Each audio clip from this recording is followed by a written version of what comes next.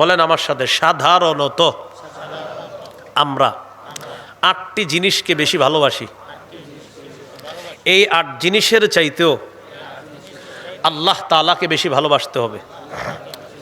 আমি বলি, আপনারা গোনেন, দেখেন সূরা তাওবা 24 নম্বর আয়াতে আল্লাহ তাআলা বলেন, কুল ইন কানা আবাউকুম ওয়া আবনাউকুম ওয়া ইখওয়ানুকুম ওয়া আজওয়াজুকুম ওয়া আশীরাতুকুম ওয়া আমওয়ালুন ইকতারাফতুমুহা ওয়া তিজারাতুন তাখশাউনা কাসাদাহা ওয়া মাসাকিনু তারদাউনাহা আহাব্বা ইলাইকুম মিনাল্লাহ ওয়া রাসূলিহি ওয়া জিহাদিন ফি সাবিলিহি ফাতারাব্বাসু হাত্তা ইয়াতিয়াল্লাহু বিআমরি। এবার গোনেন, দেখেন কয় আঙ্গুল আছে, তো আপনারা এবার গুনতে পারবেন। আল্লাহ তাআলা বলেন, যদি তোমাদের মা বাবা, যদি তোমাদের সন্তান, যদি তোমাদের ভাই বোন, যদি তোমাদের বিবি, যদি তোমাদের পরিবার পরিজন আত্মীয় স্বজন, যদি তোমাদের সম্পদ, যদি তোমাদের ব্যবসা, যদি তোমাদের বাসস্থান আল্লাহ এবং তার রসুল এবং জিহাদের চাইতে বেশি প্রিয় হয়। কি বলছে? আল্লাহ, আল্লাহ রসুল আর জিহাদের চেয়ে বেশি যদি প্রিয় বেশি হয়, ফাতারাব্বাসু হাত্তা ইয়াতিয়াল্লাহু বিআমরি, অপেক্ষায় থাকো, আল্লাহর গজব আনা পর্যন্ত অপেক্ষায় থাকো। নাউজুবিল্লাহ, গজব আসবে, অপেক্ষায় থাকো। তাহলে কি শিখলাম? এই 8 জিনিসের চাইতে বেশি ভালোবাসতে হবে আল্লাহকে, রসুলকে আর জিহাদকে। আল্লাহ বলেন, এই 8 জিনিস যদি আমি আল্লাহর চেয়ে বেশি প্রিয় হয়, আমার নবীর চেয়ে বেশি প্রিয় হয়, জিহাদের চেয়ে বেশি প্রিয় হয়, তাহলে গজবের অপেক্ষা করো। আর এই 8 জিনিসের চাইতে যদি আল্লাহ বেশি প্রিয় হয়, রসুল বেশি প্রিয় হয়, জিহাদ বেশি প্রিয় হয়, তাহলে বোঝা যাবে আপনি তাওহীদের 4 নাম্বার শর্ত পূরণ করতেছেন। হ্যাঁ, আমি আল্লাহকে সবচেয়ে বেশি ভালোবাসি বলে প্রমাণ করছি, আল্লাহ ছাড়া কোনো ইলাহ নাই। তাহলে সবচেয়ে বেশি কাকে ভালোবাসতে হবে? সহিহ বুখারীর বর্ণনা 16 নম্বর হাদিস, ক্বালা রাসূলুল্লাহ সাল্লাল্লাহু আলাইহি ওয়াসাল্লাম, সালাসুন মান কুন্না ফীহি ওয়াজাদা হালাওয়াতাল ঈমান। নবীজি বলেন, 3টা গুণ যার মধ্যে থাকবে সে অন্তরের মধ্যে ঈমানের স্বাদ আস্বাদন করতে পারবে। কয় গুণ? 1 নাম্বার, আইয়াকুন আল্লাহু ওয়া রাসূলুহু আহাব্বা ইলাইহি মিম্মা সিওয়াহুমা, আল্লাহ এবং আল্লাহর রাসূল ছাড়া যা কিছু আছে সবার চাইতে বেশি আল্লাহ আর তার নবীকে বেশি ভালোবাসা। 2 নাম্বার, ওয়া আইয়ুহিব্বাল মারআ লা ইউহিব্বুহু ইল্লা লিল্লাহ, কোন মুসলমানকে শুধুমাত্র আল্লাহর জন্য ভালোবাসা।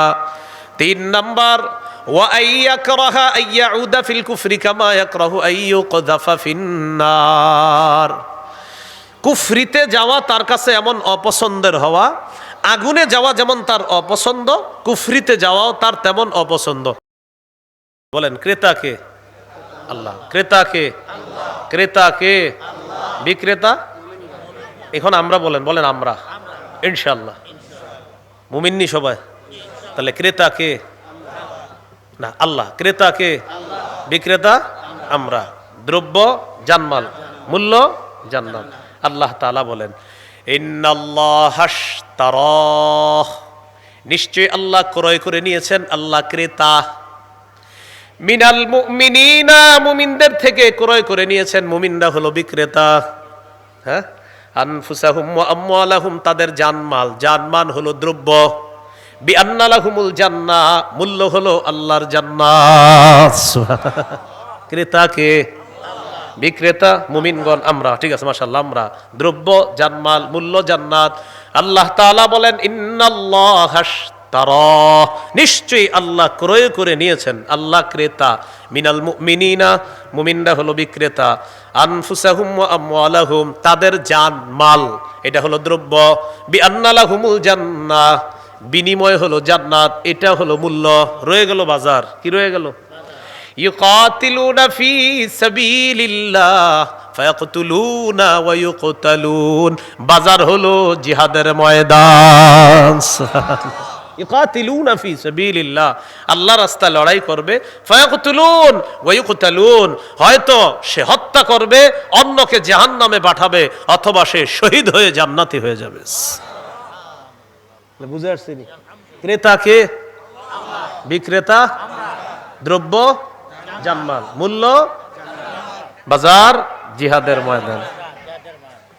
আজকে বাসায় গিয়ে লিখে রাখবেন এই 5টা জিনিস। আল্লাহ তৌফিক দান করেন। এই বিষয়গুলো বাইর করতে অনেক অনেক মেধা খরচ করতে হয়। তো এটাই জন্য লিখে রাখবেন বাসায় গিয়া যে ক্রেতা আল্লাহ, বিক্রেতা মুমিনরা, দ্রব্য জানমাল, মূল্য জান্নাত। আল্লাহ বাজার কোনটা? আল্লাহ কয় পরের আয়াতেই তো আছে, ইকাতিলুনা ফি সাবিলিল্লাহ। বাজার হলো জিহাদের ময়দান। সুবহানাল্লাহ। মনে আসেনি কোথায় আছি? তাওহীদের কয় শর্ত? না 4টা। কয় শর্ত? 1 নাম্বার আল্লাহ ছাড়া ইলাহ নাই, এই বিশ্বাস নিয়ে মৃত্যুবরণ করা। 2 নাম্বার আল্লাহ ছাড়া ইলাহ নাই, এটাতে সন্দেহ করা যাবে না। এখান থেকে আমরা সূরা হুজুরাতের 15 নম্বর আয়াত শুনেছিলাম যে যারা আল্লাহকে বিশ্বাস করে, রসুলকে বিশ্বাস করে এবং কোনো সন্দেহ করে না, জানমাল নিয়ে জিহাদ করে, তারা হলো খাঁটি মুমিন। আল্লাহ সর্বশেষ ফিনিশিং দিচ্ছেন, উলাইকা হুমুস সাদিকুন। আমি আল্লাহ তাদেরকে কোরআনে খাঁটি সত্যবাদী বলে ঘোষণা করলাম। 3 নাম্বার শর্ত, আল্লাহ ছাড়া কোনো ইলাহ নাই, এটা মুখেও বলা, অন্তরে বিশ্বাস করা। এই ব্যাপারে সূরা ফাতহের 11 নম্বর আয়াতটা শুনি, এরপর হাদিস শুনি। আল্লাহ তাআলা বলেন, এই এলাকার বড় মাঠ কোনটা হুজুর? সবচেয়ে বড় রাজবাড়ী মাঠ। ওখানে নবীর ইজ্জত নিয়ে একটা মিছিল মিটিং হবে, তাওহীদি মুসলিম জনতা সবাই যাবেন। সবাই হাত তুলছে, জি ইনশাল্লাহ। হাত তোলার পর বাড়িতে এসে কয়, যাক সবাই যেহেতু যাবে আমি না গেলেও চলবে। সবাই যেহেতু যাবে আমি না গেলে চলবে না। আজকে থেকে এটা বলবো আমরা, কে যাবে না যাবে জানি না, আমার নবীর ইজ্জতের ব্যাপার, আমি যাব। এটা যদি বলতেন তাহলে আপনার মুখ আর দিল ছিল ঠিক। তো আপনি সেখানে বললেন, হুজুর ইনশাল্লাহ আপনার আগে থাকবেন, আমরা পিছে আছি, কোনো সমস্যা নেই। বাড়িতে এসে বললেন, হুজুর আপনি থাকলে থাকেন, না থাকলে নেই, আমি যাবো না। এরকম না। তাহলে মুখে একটা, অন্তরে আরেকটা যদি হয়, তাওহীদের শর্ত পূরণ হবে না। মুখেও বলা আল্লাহ ছাড়া কোনো ইলাহ নাই, অন্তরে এটা বিশ্বাস করা, হ্যাঁ আসলে আল্লাহ ছাড়া কোনো ইলাহ নাই। সহিহ বুখারীর বর্ণনা 44 নম্বর হাদিস। এই হাদিসের মধ্যে আছে, قال رسول الله صلى الله عليه وسلم يخرج من النار من قال لا إله إلا الله وفي قلبه وزن شعيرة من خير وفي قلبه وزن برة من خير وفي قلبه وزن ذرة من خير। নবীজি বলেন, যেই ব্যক্তি বলে লা ইলাহা ইল্লাল্লাহ, তার অন্তরের মধ্যে যদি গম পরিমাণ, জব পরিমাণ, সরিষার দানা পরিমাণ খাঁটি ঈমান থাকে, গম পরিমাণ, জব পরিমাণ, সরিষার দানা পরিমাণ খাঁটি ঈমান যদি কারো অন্তরে থাকে, নবী বলেন সে একদিন জাহান্নামে যদি কোনো কারণে কাটাইতেও হয়, জাহান্নাম থেকে একদিন বের হয়ে পিওর ঈমানের কারণে একদিন জান্নাতে যাবে। তাহলে অন্তরে বিশ্বাস করতে হবে আল্লাহ ছাড়া কোনো ইলাহ নাই।